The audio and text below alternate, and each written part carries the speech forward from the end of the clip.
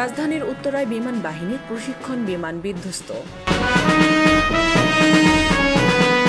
উত্তরায় বিমান বিধ্বস্তের ঘটনায় প্রধান উপদেষ্টার শোক প্রকাশ।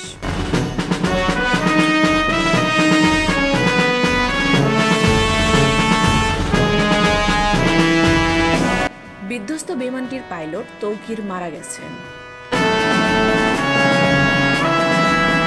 স্কুল ভবনে বিমান বিধ্বস্ত, মঙ্গলবার রাষ্ট্রীয় শোক ঘোষণা।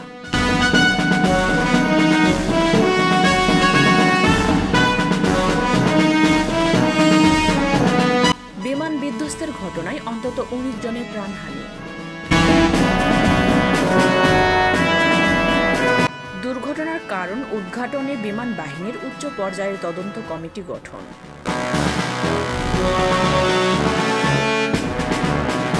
জুলাই যোদ্ধাদের জন্য সরকারি চাকরিতে কোটা থাকছে না বলে জানিয়েছেন মুক্তিযুদ্ধ উপদেষ্টা।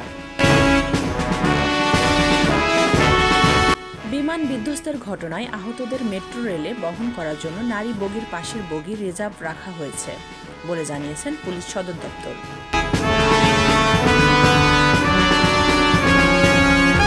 ইশরাককে ম্যাচিউর রাজনীতি করার আহ্বান সার্জিসের।